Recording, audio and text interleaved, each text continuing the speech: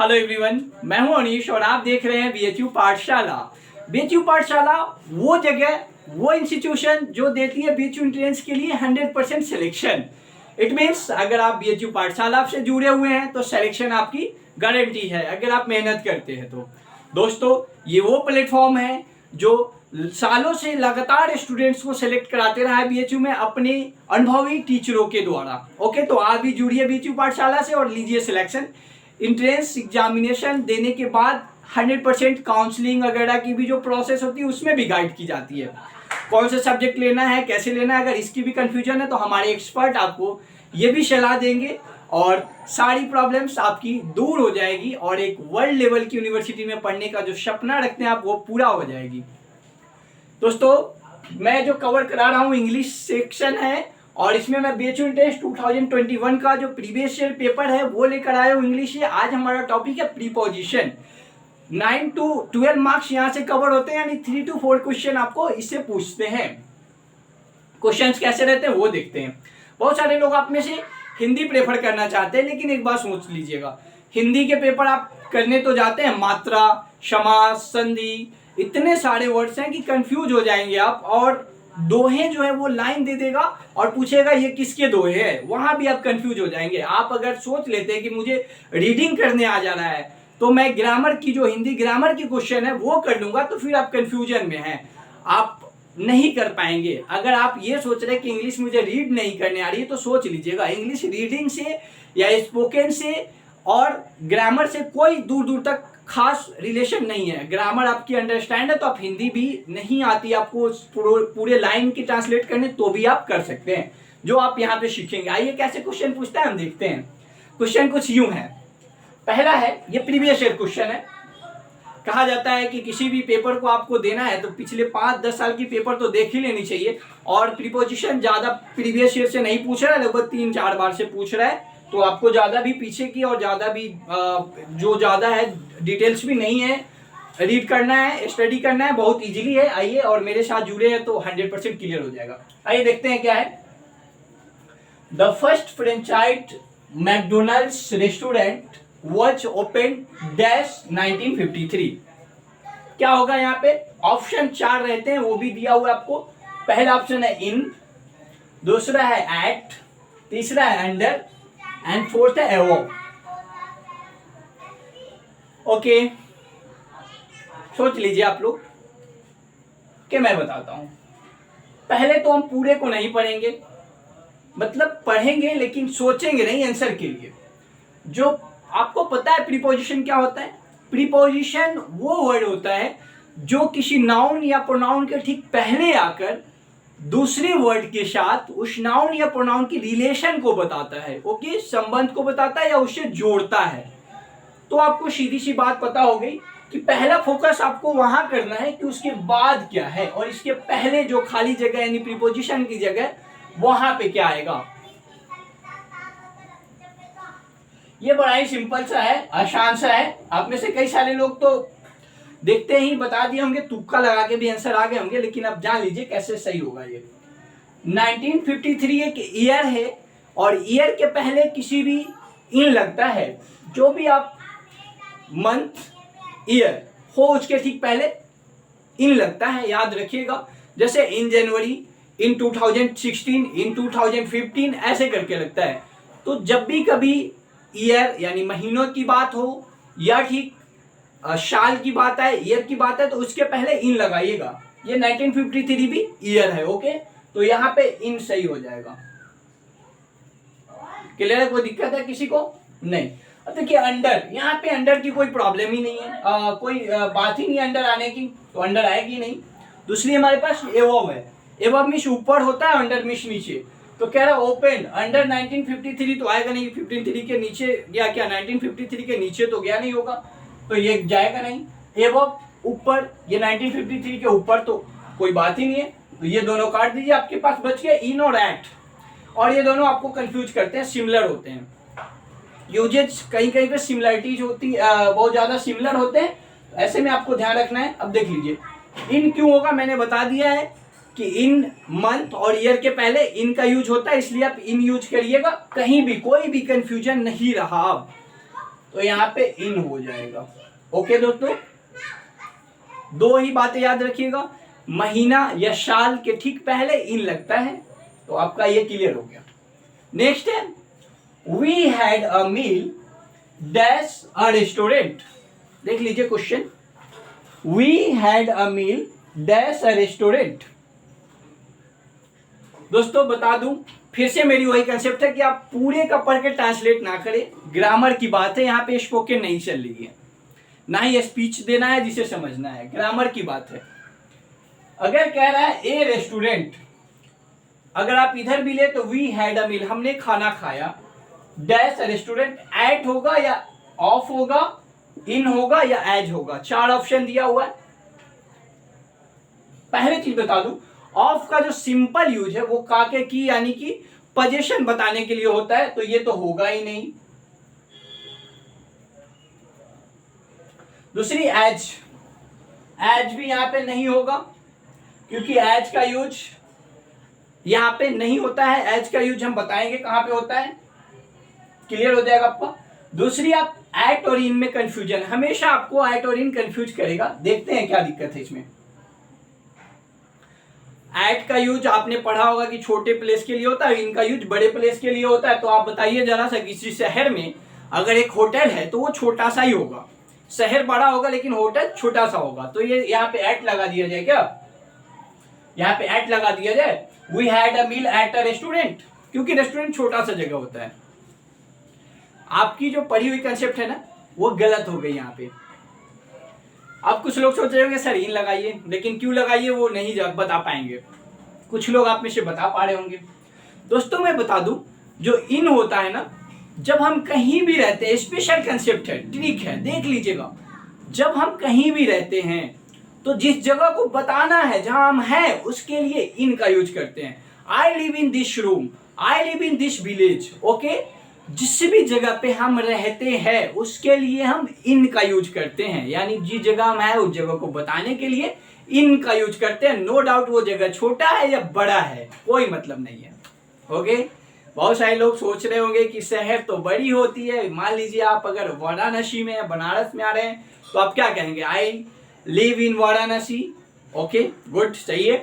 लेकिन आप जब एक होटल में रेस्टोरेंट में जाएंगे तो उसके लिए छोटा सा, बनारस में छोटा सा जगह में रेस्टोरेंट है, एट लगा देंगे, ऐसा नहीं है, वहां भी इन लगेगा, क्योंकि आप जिस जगह हैं उस जगह को बात कर रहे हैं, उस जगह की बातें कर रहे हैं और बता रहे हैं, तो इन ही लगेगा। जैसे मैं बताऊं किसी को कि I am in Roma's cafe, okay, Roma's cafe यहाँ पे है एक रेस्टोरेंट है, I am in Rohan's hostel, okay, जिस भी हॉस्टल में है, तो सीधी सी बात है कि हम छोटी जगह पे ही हैं, लेकिन वो जगह अगर मुझे बताना है कि मैं यहाँ रह रहा हूँ, लिविंग है, ओके, तो वहां पे इन लगाएंगे। क्लियर हो गया। ये भी बताऊंगा मैं कि छोटा शहर बड़ा शहर कहाँ पे यूज करते हैं। फिलहाल देख लेते हैं कहाँ पे क्या यूज करते हैं इनका। यूज ऑफ इन, ये उन यूजेज को लाए हैं जो यूनिवर्सिटी एग्जाम से पूछे जाते हैं, ज्यादा हम नहीं पढ़ेंगे, ना ही मैं आपको ज्यादा यहाँ पे पढ़ाऊंगा। तो अभी मैंने बताया लिविंग प्लेस के लिए हम इनका यूज करते हैं। नो डाउट आप बड़ी जगह में रहते हैं, छोटी जगह में रहते हैं, अगर आप लिविंग प्लेस है, प्रॉपर है, लिविंग इट मींस खास तरीके से जिसमें आप रह रहे हैं और उसके बारे में बात करें। जैसे इस बंदे ने एक रेस्टोरेंट में रह के खाना खाया और उस रेस्टोरेंट के बारे में बताया कि मैं उस रेस्टोरेंट में रहा था खाते वक्त, तो उसने इन लगाया है, ओके। अदरवाइज छोटे जगह के लिए तो एट ही लगती है, लेकिन फिर से लिविंग प्लेस के लिए इन लगती है। यही सब कंफ्यूजन होती है स्टूडेंट्स को। दूसरी है स्टेट, यानी दशा और कंडीशन बताने में, किसी की दशा या कंडीशन बतानी है तो वहां भी इन का यूज होता है। शी इज इन हरी, वह बहुत जल्दी में है, ओके, तो कोई जल्दी में है, ये उसकी क्या कंडीशन है, उस समय की सिचुएशन है कि वो बहुत जल्दी में है। ऐसे में याद रखिएगा, कभी भी जो कंडीशन या स्टेट होती है उसको बताने के लिए हम क्या करते हैं, इन का यूज करते हैं, okay. I am in trouble, trouble में होना एक प्रॉब्लम में होना है, ओके, तो उसके ठीक पहले ये भी स्टेट को बता रहा है कि वो उसकी जो दशा है, कंडीशन है, वो कैसी है भैया, तो वो मजबूरी में है, प्रॉब्लम में है, इसके ठीक पहले इन आ जाएगा। जो कंसेप्ट आप पढ़ते हैं उससे क्वेश्चन बिल्कुल नहीं पूछता है, बहुत ही आसान से कंसेप्ट है लेकिन कंफ्यूज कर देता है। ये सब बहुत कम ही लोग बताते हैं इतने अच्छे से। ओके, तो आई होप क्लियर हुआ होगा आपका ये दो यूजेज एक बार रिवाइज कर लीजिए मेरे साथ। पहला है living place, in the sense कि आप जिस जगह पे रहते हैं उस जगह को बताना है तो बताइएगा इन से। दूसरा है स्टेट और कंडीशन, यानी किसी की दशा या किसी की सिचुएशन बतानी है तो इन लगाइएगा। He is in trouble, he is in good health. कई बार हमें बताना होता है कि उसकी कैसी है, दशा कैसी है, भैया ठीक ठाक है ना, तो आप बताइएगा he is in good health, वो स्वस्थ है। ओके, एंड दूसरी अगली यूजेज है हमारे पास वियरिंग। देख लीजिए ये भी वियरिंग है, जब भी आप कुछ पहनते हैं ना उसमें भी इन का यूज लगाते हैं हम। स्पेशल है जहां से आपको कंफ्यूज कर सकती है यूनिवर्सिटी के एग्जामिनर जो पेपर बनाते हैं वो। वियरिंग में भी हम इन का यूज करते हैं, यानी आई वॉज इन यूनिफॉर्म, मैं यूनिफॉर्म में था। आई एम इन रेड शर्ट, जैसे आप मार्केट में निकले। ओके दोस्तों, एंड आपको अपने दोस्त को, बहुत सारे लोग हैं, भीड़ है और आपको बताना है दोस्त मैं यही हूं, तो आप कह सकते हैं hello look me, I am in red shirt, देखो मुझे, मैं रेड शर्ट में हूं। Okay, I am in red shirt. Okay, तो कभी भी वेयरिंग ड्रेस की बात आएगी, जो पहने की बात आएगी, पहनने की बात आएगी, तो उसके ठीक पहले जो होती है वो इन यूज होता है। ओके, जो नाउन होती है उसके पहले ही हम इन लगाते हैं। जैसे यूनिफॉर्म एक नाउन है उसके पहले इन लगा है, रेड शर्ट एक नाउन है उसके पहले इन लगा है। क्लियर हो गया होगा। इससे रिलेटेड 10-20 क्वेश्चंस हम कर लेंगे अगली वीडियो में, जिससे आपकी पूरी की पूरी कंफ्यूजन क्लियर हो जाएगी। क्योंकि प्रीपोजिशन ऐसा टॉपिक है ना, रट के तो कभी नहीं आएगा दोस्तों, याद करके ही रह जाएंगे, लेकिन नहीं आएगा, समझ के आएगा। और समझ भी ऐसे जो एकदम आप जो काम करते हैं, जैसे मैंने कहा कि शर्ट पहने हो, मार्केट में गए हो, किसी को बताना है तो बताओगे आई मीन रेड शर्ट, वो देखेगा और रेड शर्ट से पहचान लेगा आपको। यानी कि कपड़े उपड़े पहनने की बात आएगी तो इन लगाइएगा। दूसरी चीजें, आप जहाँ पे बैठे हो, कमरे में बैठे हैं, तो आप बोलिए आई am in dining hall, hello I am in dining hall, hello I am in living room, ऐसे करके बताइएगा। Okay, I am in hostel, ऐसा नहीं कि हॉस्टल छोटा सा जगह तो आप बड़ा सा एट लगा दीजिए छोटे के लिए। ओके, एंड देन आपकी सिचुएशन कंडीशन कैसी है उसके लिए भी इनकी यूज करते हैं। ओके, एंड एक मोस्ट इंपोर्टेंट थिंग है ऑक्यूपेशन या एक्टिविटी, कार्य व्यापार को दर्शाने के लिए। आप कोई काम कर रहे हैं या फिर कोई आपकी पेशा है उसको भी बताने के लिए हम इन का यूज करते हैं। आई एम इन पॉलिटिक्स, मैं पॉलिटिक्स में हूं। ही इज इन नेवी, वह आर्मी में है, नेवी में है। He is in the Indian army, वह इंडियन आर्मी में है। ओके दोस्तों, तो क्लियर हो गया कि जब भी किसी की पेशा बताना हो, यानी कि वो कौन सा काम करता है, नौकरी पेशा टाइप में एक्टिविटी बतानी हो, तो इन लगाइएगा उसमें। और वियरिंग मैंने बता ही दिया है। Okay, you are in the navy and Seema is in the politics. देखिए ये सीमा का काम क्या है भैया, पेशा क्या है कि वो पॉलिटिक्स में है, उसके ठीक पहले हमने इन लगा दिया है।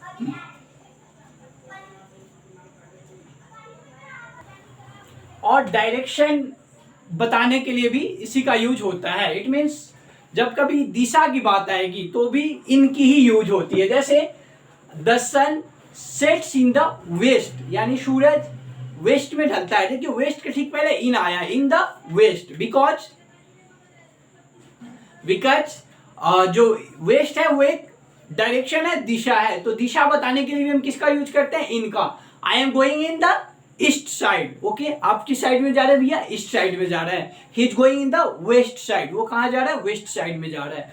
इन लगाते हैं, क्लियर हो जाएगा यहाँ पे कि दिशा डायरेक्शन की जो भी आपको होता है ना, डायरेक्शन, 4 डायरेक्शन एंड सब डायरेक्शंस, डायरेक्शंस हो या सब डायरेक्शंस हो, हमारे ये डायरेक्शन होते हैं दोस्तों, 4 होते हैं। रीजनिंग में आप पढ़ोगे नहीं तो सर पढ़ाएंगे ही। ऊपर नॉर्थ होता है हमारा, साउथ होता है एंड ईस्ट होता है, इधर क्या होता है, वेस्ट होता है, एंड ये आपका सब डायरेक्शन होता है ना।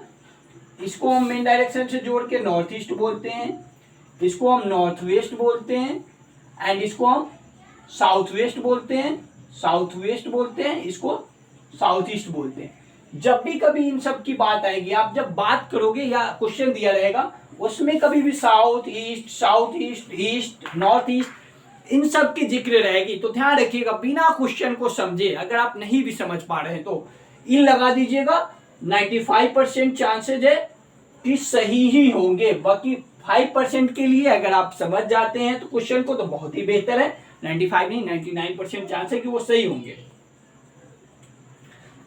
डायरेक्शन के लिए इनका यूज करते हैं। सीजन के लिए ऋतु होती है ना, वर्षा ऋतु है ना, सीजन आपकी अभी चल भी रही है। ओके, तो जितने भी सीजन होते हैं स्प्रिंग वगैरह, उसके पहले हम क्या लगाते हैं, इन लगाते हैं। जैसे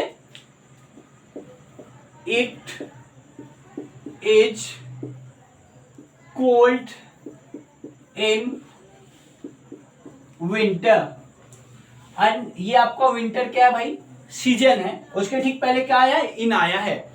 विंटर, समर, स्प्रिंग, रेनी, इन सभी जो सीजन है उसके पहले अगर कुछ यूज होगा तो इन आएगा, ध्यान रखिएगा। ओके, एंड देन एक सबसे बड़ी चीजें हैं कि आप वीडियो को ज्यादा से ज्यादा शेयर करिएगा, ताकि मैं और भी ज्यादा से ज्यादा मेहनत करके आपके लिए शॉर्ट ट्रिक्स बनाऊं। मैं सोच रहा हूं एक ऐसे वीडियो बनाऊं जिसमें प्रोनाउंस को आपको एक ट्रिक के साथ जोड़ दूं। जैसे आप छोटे से कोई लाइन याद कर ले, एक लाइन का 4-5 लेटर याद कर ले, ABCD टाइप का, एंड आपको ये सारी पता हो जाए। मैं वो भी उस पर भी काम कर रहा हूँ, वो आपके एग्जाम से थोड़े पहले आपको मिल जाएंगे। फिलहाल आप इसको देखे रहेंगे तो वो ज्यादा समझ आएगा। हम लोग काफी मेहनत कर रहे हैं, आप भी वीडियो को शेयर कीजिए, ज्यादा से ज्यादा लाइक हो, शेयर हो, व्यूज हो, ताकि हमें और ज्यादा मन लगे। आइए देखते हैं सीजन। ओके, डन हो गया। मंथ अभी मैंने बताया भी है, तो मंथ यानी महीना के ठीक पहले भी क्या यूज करते हैं, इनका यूज करते हैं। जैसे यू केम हियर इन मार्च, तुम यहाँ कब आए भैया, मार्च में आए। ओके, अप्रैल में, जून में, मई में, कोई भी चीज हो उसके ठीक पहले इन यूज कर लीजिएगा। ओके, महीना का नाम दिया ही रहेगा। ओके, तो जब भी महीना समझ में आएगा उसके पहले मंथ आएगा, यानी मंथ महीना, तो इन लगा दीजिएगा। नेक्स्ट हमारे पास ईयर। अभी मैंने बताया है कि जब ईयर की बात रहेगी, ईयर क्या हो सकती है, 2010, 2011, 2020। अब क्या बोलते हो, 2021 चल रहा है, ये साल तो 2021-22 में ही गिनते हैं। साल को क्या हम ऐसे गिनते हैं, मार्च अप्रैल के जैसे कोई नाम तो होता नहीं, इसका नंबर होता है ना। तो ये जो नंबर दिया रहेगा ना साल का, उसके ठीक पहले भी इन लगा लीजिएगा। 2001 हो, 2002 हो, कोई भी हो, 1955 हो, 1947 हो। ओके, इसके पहले क्या लगाएंगे, इन लगाएंगे। ध्यान रखना है, बहुत ही आसान सा काम हो जाएगा आपका। एंड हाँ, पीरियड ऑफ टाइम दो होता है दोस्तों, point of time, time and period of time. Point of time ये आप टेंस पढ़ते वक्त भी ध्यान रखना पड़ता है आपको, फॉर सिंस का यूज करना होता है। और बहुत सारे लड़के 11-12 में कंफ्यूज होते हैं, बड़े लंबे लंबे याद होता है। देखो भैया, पीरियड ऑफ टाइम का मतलब है यहां से चलेगा और थोड़ा यहां तक आएगा, सर्टेन मतलब निश्चित नहीं है आपको। जैसे पॉइंट ऑफ टाइम की बात करूं तो ये एक पॉइंट दे दिया मैंने, ऐसे समझो, एक पॉइंट दे दिया और यही की बात हो रही है। लेकिन पीरियड की बात कहूं तो एक लंबा समय। अब बताता हूं मैं, 2 आवर। 2 आवर का क्या मतलब है, 2 आवर में हमारे पास 0 से शुरू होकर के टाइम कहां तक चला जाएगा, 1.00 या फिर 59 तक। Okay, 1 hour 59 minutes. अगर कहते हैं you have done this work in 2 hours, आपने इस काम को 2 घंटे में खत्म किया। 2 घंटे में खत्म किया से क्या पता चल रहा है, एकदम एग्जैक्ट 1:55 सेकेंड पे ही खत्म किया क्या आपने, नहीं ना। 2 घंटे कहने से ये पता चलता है कि उसने पूरी एक लंबा समय लिया। हो सकता है वो 1 घंटे 5 मिनट पे खत्म कर दिया, हो सकता है वो 1 घंटे 50 मिनट पे खत्म किया हो। लेकिन आप ये नहीं कह सकते कि उसने प्रॉपर 2 बजे यानी 1:59 पे ही जाके खत्म किया, या फिर 2:00 पे खत्म किया है। अगर ऐसा होता तो वो पॉइंट ऑफ टाइम बन जाता। Okay, point of time is fix होता है, एकदम निश्चित होता है। पीरियड ऑफ टाइम, पीरियड का मतलब ये होता है लंबा सा, थोड़ा सा ऐसे खींचा हुआ। ओके, ऐसे ऐसे लंबा सा, यहां से शुरू हुआ काम और यहां तक कभी भी खत्म हो गया, कभी भी वो काम हुआ हो। ओके, क्लियर होगा। एक बार और बता देता हूं, point of time, period of time. Point of time क्या होता है, जैसे हमने कहा कि एट 10 o'clock, इसका मतलब है ये 10:00 पे ही कोई काम हुआ होगा, तो ये पॉइंट ऑफ टाइम में आएगा। ओके, अगर मैं बोलूं पीरियड ऑफ टाइम, इसका मतलब ये है कि 10 o'clock। ओके, मैंने कहा you have done it in 10 hours, वो क्लॉक नहीं लिखा रहेगा। ओके, 10 आवर्स लिखा रहेगा। 10 घंटे का मतलब है पहली घंटी से लेकर के और अगले 10 घंटे के बीच में कभी भी, ये तो नहीं कहा हमने कि 10:00 पे ही कोई चीज हुआ, अगर ये कह दिया जाए दोस्तों कि 10:00 पे, तो फिर ये पॉइंट ऑफ टाइम हो जाएगा, यानी कि एक निश्चित समय पे खत्म हुआ। 10 बजे का मतलब 10 बजे ही होगा पॉइंट ऑफ टाइम में। अगर आप किसी को कहते हो मैं 2 दिन में दे दूंगा भैया, आपका जो पैसा वैसा लिया हूं ना, एंट्रेंस एग्जाम का फॉर्म भरना है, मुझे पैसे दे दो और मैं वो आपको 2 दिन में दे दूंगा। 2 दिन में का क्या मतलब हुआ? आप मैं 9 बजे बोल रहा हूँ, अगले दिन 24 घंटे पूरे होंगे, 48 घंटे पूरे होंगे 9 बजे, और तुम आके चमक जाना भैया 2 दिन में बोला था दे दो। नहीं ना, वो कभी भी दूसरे दिन की सुबह होते ही आपसे पूछ लेगा यार 2 दिन में बोले थे दे दो। तुम तो 2 दिन में बोले थे, शाम को भी पूछ लेगा, दोपहर को भी पूछ लेगा। लेकिन अगर आपने किसी से कहा I will give you at 5 o'clock, बंदा 5 बजे आपको बोलेगा भैया 5 बज के आया नहीं यार, this is point of time and 2 दिन में दे दूंगा, 5 घंटे में दे दूंगा। यार ऐसे सोचो ना, कोई भी चीज जब आपको लगे ना कि लंबा है, निश्चित नहीं है, तो वो पीरियड ऑफ टाइम हो जाएगा। एंड एक पॉइंट के जैसा छोटा सा बिंदु टाइप का रहेगा, तो उसे समझ लेना पॉइंट ऑफ टाइम है। ओके, क्लियर है? 2 o'clock, 1 o'clock ये सब पॉइंट में आते हैं। ओके, 1 आवर कहाँ चला गया, फिर खींच गया। 1 आवर आपका कहाँ शुरू हुआ, 00 से लेकर के 1.00, इसमें से कभी भी। ओके, क्लियर है? तो पीरियड ऑफ टाइम के लिए भी हम क्या यूज करते हैं, इन यूज करते हैं। I generally walk in the morning, मैं मॉर्निंग में टहलता हूं। अब बताओ, मॉर्निंग एक पीरियड है। ओके, सुबह के 5 बजे से 4 बजे से लेकर के, और आप 6-7 बजे तक तो टहलते ही टहलते होंगे, 2-3 घंटे का एक समय वो पीरियड ऑफ टाइम होता है। लेकिन आप ये नहीं कह रहे कि आई वॉक्स एट 7 o'clock। अगर आप 7 o'clock बोलेंगे तो एट लग जाएगा, बिकॉज वो पॉइंट ऑफ टाइम है कि आप एग्जैक्ट 7 o'clock पे ही जाके टहलते हैं। ओके, 7 o'clock हुआ तो आप टहलते हैं। लेकिन आप कहते हैं I generally walks in morning, in evening. Evening का एक पीरियड होता है भैया लंबा सा, 4 बजे से 6-7 बजे तक इवनिंग रहेगा, 4 बजे से 6-7 बजे तक मॉर्निंग रहेगा, 8 बजे तक। तो आप पीरियड, ये जो पीरियड होता है ना, याद नहीं रखना, आपको ध्यान रखिएगा। लंबा खींचेगा कोई भी चीज, पता नहीं चलेगी कितने बजे, तो पॉइंट पीरियड ऑफ टाइम, और पता चल जाएगी निश्चित समय में, तो point of time. Thank you so much. Video अच्छा लगे तो शेयर कीजिएगा, सब्सक्राइब कीजिएगा, चैनल को लाइक कीजिएगा। एंड दूसरी चीजें, ये सिर्फ इनका यूजेज है दोस्तों। प्रीपोजिशन मैं चाहता तो एक ही साथ आपको 4-5 क्वेश्चन लिख देता, और शॉर्ट में जैसे बाकी इंस्टीट्यूशन वाले करते हैं, इन, एट, बाई, ऑफ, ये चारों पढ़ा के खत्म कर देते इनटू। लेकिन मैंने ये सोचा कि ये एक ऐसा टॉपिक है जहां ज्यादा कंफ्यूजन होती है आपको, और आप इस कंफ्यूजन को दूर करें, इसके लिए मैं एक वीडियो एक प्रीपोजिशन पे बना रहा हूँ। और सारे प्रीपोजिशन तो हम नहीं पढ़ सकते ना, पर वो 4-5 प्रीपोजिशंस के वर्ड है जो बार बार पूछे जाते हैं, जैसे इन हो गया, एट हो गया, बाई हो गया, ऑफ हो गया। इन चारों को मैंने देखा है पिछले 4 सालों में, इनसे क्वेश्चन तो आते ही आते हैं। तो इन चारों को हम अगर अच्छे से 4 वीडियो में पढ़ लेना, 20-20 मिनट की 4 वीडियो, 15 मिनट की 4 वीडियो होगी, तो कोई बात नहीं है। और सबसे बड़ी बात ये होती है ना कि जब आप इस तरह की चीज़ों को देखते हैं ना, तो 20 मिनट में आपकी चीज़ें क्लियर हो जाती है। लेकिन मैं अगर 10-15-20 मिनट में चारों वर्ड्स को रख दूँ ना, तो कन्फ्यूजन एकदम शॉर्ट में तो हो गया, लेकिन कन्फ्यूजन ही रहेगा। Thank you so much, thank you.